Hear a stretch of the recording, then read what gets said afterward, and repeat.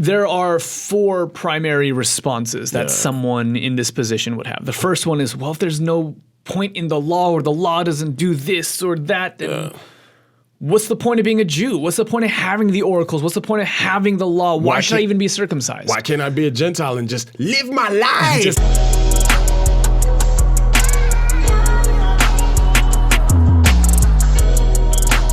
Well, welcome back to The Move, where we are vibing with the book 10 minutes at a time.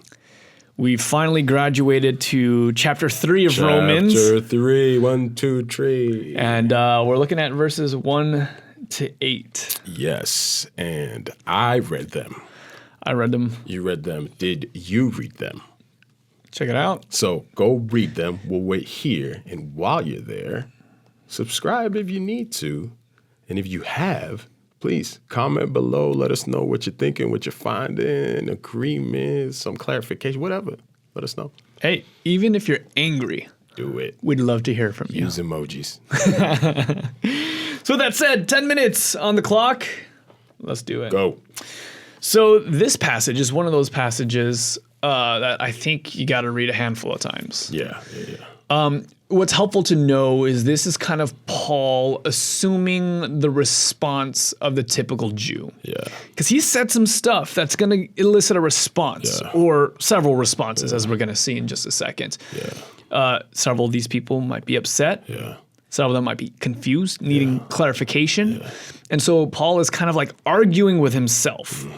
Trying to answer some of the questions he's imagining his listeners, or readers rather, are going to have. Because there's no telephone, there's no comment section, it's just he sent a letter out. So he's trying to anticipate where they're going to be. And this letter is actually anticipating his coming. Right. So again, he's trying to make sure that they're not turning out to kill him. Yeah, right. But then there's also this other thing with the imagery of a sent one from God coming with the good news, but a letter has gone on ahead of him, right? So that as he's coming to this people group. And he's coming to this people group that were related in some way to Israel, if not Israelites themselves. It's actually pretty clear that he's going to be writing to some Jews, or he's writing to Jews. You know, Romans 7 tells us this, like, I'm writing to people who know the law. Right. So that these people who know the law, although they might believe Jesus to be the promised Messiah, they got some baggage. They're still holding on. They're trying to have one foot in one system and one foot in another at the same time. And what Paul's saying might be offensive. Like, what are you saying? That we have to relinquish everything we've known and everything who we are? Because now you're talking heritage, ethnicity, culture, my sense of identity. He's attacking the very root of what has made them for millennia. Which is the law. The law. The oracles of God. The oracles. And he's now saying, hey, this doesn't matter, not as much as you thought it did, or at least not in the same way you thought it did. Not in the same way, right? Because like it really, because I actually think that Paul says it does matter. Yeah. It matters a great deal. He'll say that very clearly at the very beginning. Yeah, but it doesn't matter in the way you think it matters, right? And actually, I think to Paul, he actually says it matters more. Under this framework. Right? So this is why he later on give away the game. He says, I don't do away with the law. He says, God forbid. God forbid. I established the law because it matters way more. Right.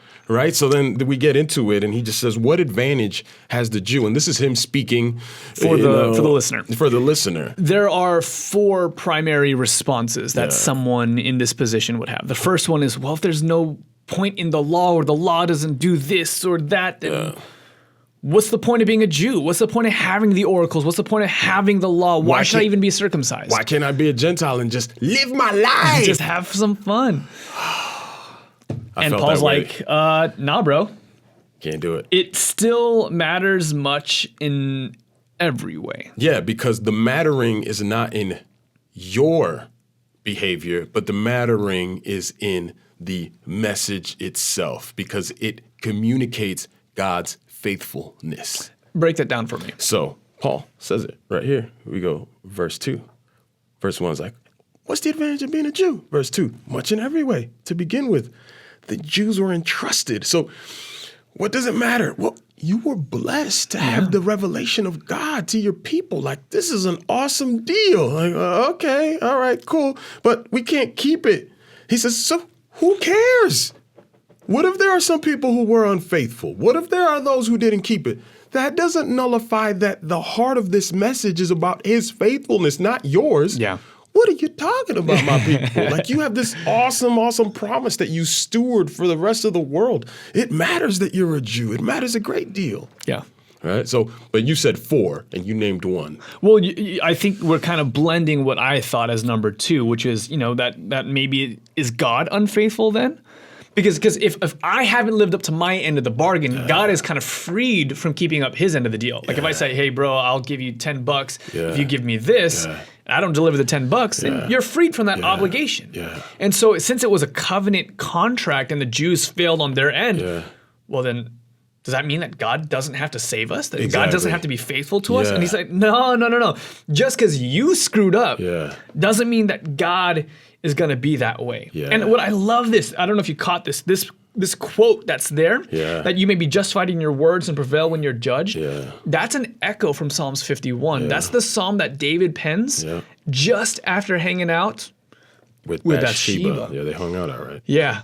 And so he's saying, listen, even if you're like David, that unfaithful, guess what? God's still faithful. He's still going to do him. He's still faithful. So the point that Paul's trying to draw is that the beauty of what you have is a testimony about the faithfulness of God. Not only the faithfulness, but the goodness of God. The fact that you have the oracles is God's goodness. Yeah, exactly. So that then you might have concluded that having these oracles was a curse. Or that the blessing of it was that you got to live a certain way, right? So that then the performance of you and your body, you're snipped in a particular way. You keep rules a particular way. And that's what identifies you as the sort of people that God will save, because your circumcision enters you into a participatory life of the community. So the community acts, thinks, eats, and cuts this certain way. And as long as you act, think, eat, and are cut this certain way, you are the covenant people of God that he promised, right? And he's like, no, it's the other way around.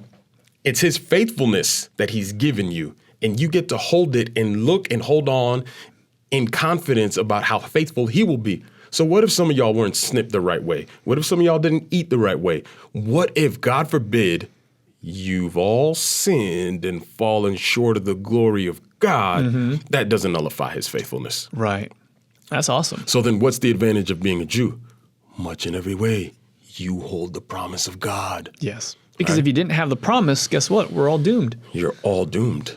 So that's 2. What's number 3? So I guess you had 3 or you had 4, I had 3, but I really like here at verse 6 and 7 that you hear echoes of what the response might be of somebody who has a hard time flipping this idea of us needing to be faithful as opposed to the priority being his faithfulness. Because then you might say, well then, verse 7, if through my lie, God's truth abounds to his glory, why am I still being condemned? So that means if it's not about me performing and I get to misbehave and he's still faithful, then why should I even attempt to perform? So that's the third one, is then because of all this, then God must not be just.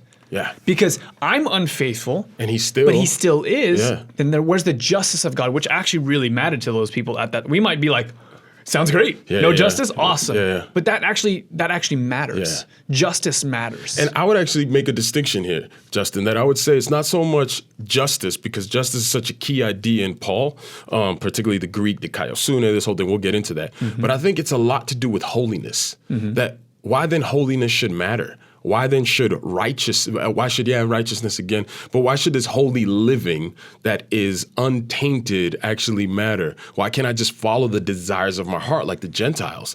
And Paul's going to get to this place of, why would you participate with death? Yeah. Do you not see that the holiness of our God revealed is an invitation into life, not because of what you've done, but because of what he's done?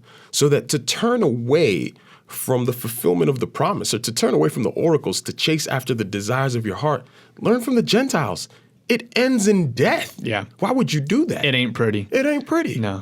I know that in my life, I had this space where I was like, man, I don't want to follow the things that God has for me because I want to do this. I literally thought when I was in high school, I was like, you know what? I'll be a Christian later, like when I'm on my deathbed, when I'm old and wrinkled and whatever. Like, all right, I'll come back because, this is an important thing. God's real. But like in the meantime, I kind of want to do my thing. Yeah, and in the tradition I grew up, like there's an end time scenario. So you kind of get the warning signs like, oh, it's time to come back. Yeah, as soon as the warning signs come, like if there's this universal law that persecutes Christians, I'm like, oh, well, I got to step out the club and go back into church. Yeah. Paul's like, why would you even think that way? If you think in that way, it's because you haven't understand the goodness of God. And see, that's the problem with you, Israelites. You completely overlook the righteousness of God and you concentrated on the works of the law. Yeah.